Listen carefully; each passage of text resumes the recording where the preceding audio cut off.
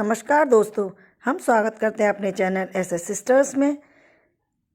Channel देखने से पहले हमारे चैनल को लाइक और सब्सक्राइब ज़रूर करें, शेयर ज़रूर करें। आज हम आपको बताने जा रहे हैं मकर संक्रांति की व्रत का विधान और इसकी कथा। मकर संक्रांति को हिंदू धर्म में विशेष महत्व प्रदान किया गया है। यह पर्व प्रत्यक्ष देव भगवान सूर्य को समर्पित है। भगवान सूर्य का धनु राशि से मकर में प्रवेश करना संक्रांति कहलाती है। ज्योतिष शास्त्र के अनुसार मकर संक्रांति के दिन सूर्य उत्तरायण होते हैं। इस दिन पर सूर्य दक्षिण की यात्रा समाप्त कर उत्तर दिशा की ओर बढ़ते हैं। संक्रांति के दिन व्रत और दान का विशेष महत्व बताया गया है। कहते हैं कि इस दिन किया गया दान 100 गुना अधिक फल देता है। इसलिए मकर संक्रांति के उत्सव पर तिल का दान करना बहुत पुण्यकारी और महत्वपूर्ण बताया गया है। पुराणों में जो कथा वर्णित है उसके अनुसार मकर संक्रांति के दिन भगवान सूर्य अपने पुत्र शनि देव से मिलने उनके घर जाते हैं। चूँकि शनि मकर राशि के देवता हैं, इसी कारण इसे मकर संक्रांति कहा जाता है। इसके अलावा संक्रांति की कथा का उल्लेख महाभारत में भी मिलता है। महाभारत की कथा के अनुसार महाभारत युद्ध के महान योद्धा कौरवों की सेना के सेनापति गंगापुत्र भीष्म पितामह को इच्छा मृत्यु का वरदान प्राप्त था। अर्जुन के बाण लगाने के बाद उन्होंने इस दिन की महत्ता को बताते हुए अपनी मृत्यु के लिए इस दिन को निर्धारित किया था। भीष्म जानते थे कि सूर्य दक्षिणायन होने पर व्यक्ति को मोक्ष प्राप्त नहीं होता और उसे इस मृत्यु लोक में पुनः जन्म लेना पड़ता है। महाभारत युद्ध के बाद जब सूर्य उत्तरायण हुआ तब भीष्म पितामह ने अपने प्राण त्याग दिए।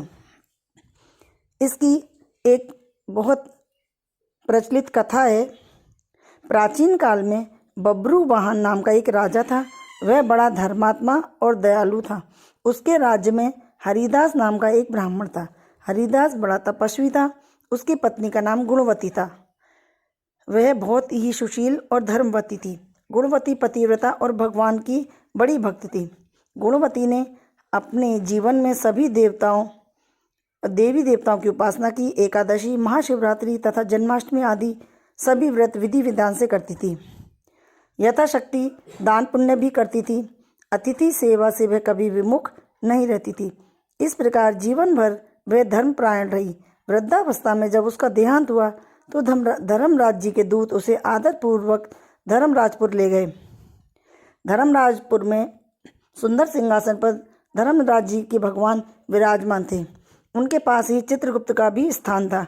चित्रगुप्त जी मृत प्राणियों के पाप पुण्य का लेखा धर्मराज जी को सुना रहे थे।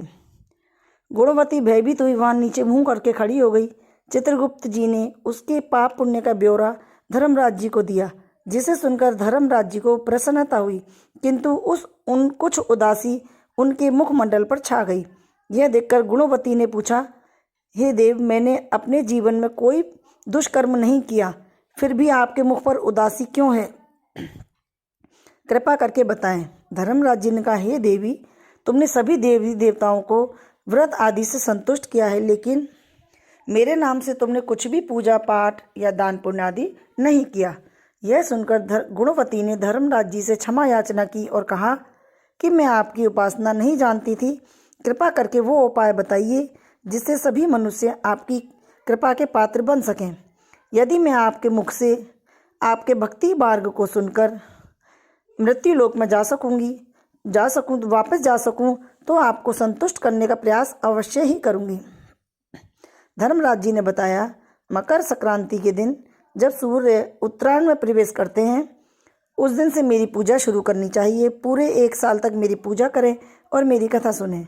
एक दिन भी पूजा कथा छूटनी नहीं चाहिए। साथ ही धर्म के इन 10 नियमों का पालन करें। वो 10 नियम हैं: धीरज रखना, क्षमा करना, चोरी ना करना, पराई स्त्री से बचना या मानसिक और शारीरिक शुद्धि रखना, इंद्रियों को वश में रखना, बुद्धि की पवित्रता, पूजा पाठ दान पुण्य करना, व्रत करना, सच बोलना, क्रोध ना करना। धर्म के ये 10 लक्षण, इन सब का पालन करें। मेरी कथा नियम से सुने।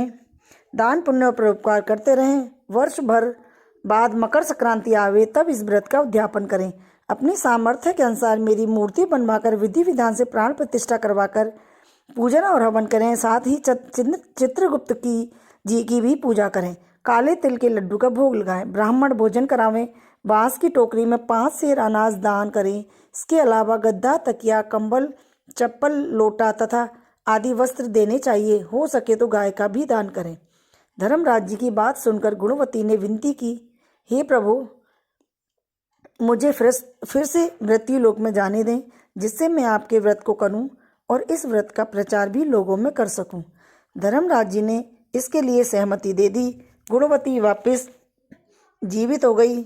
उसके शरीर में जान आ गई। वह उठकर खड़ी हो गई। उसके सभी परिवारजन बड़े प्रसन्न हुए। गुणवती ने धर्मराज जी वाली सभी बातें अपने पति को बताईं।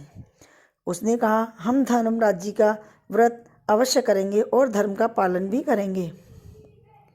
मकर संक्रांति आने पर गुणवती और उसके पति ने धर्मराज जी के निमित्त व्रत शुरू किया।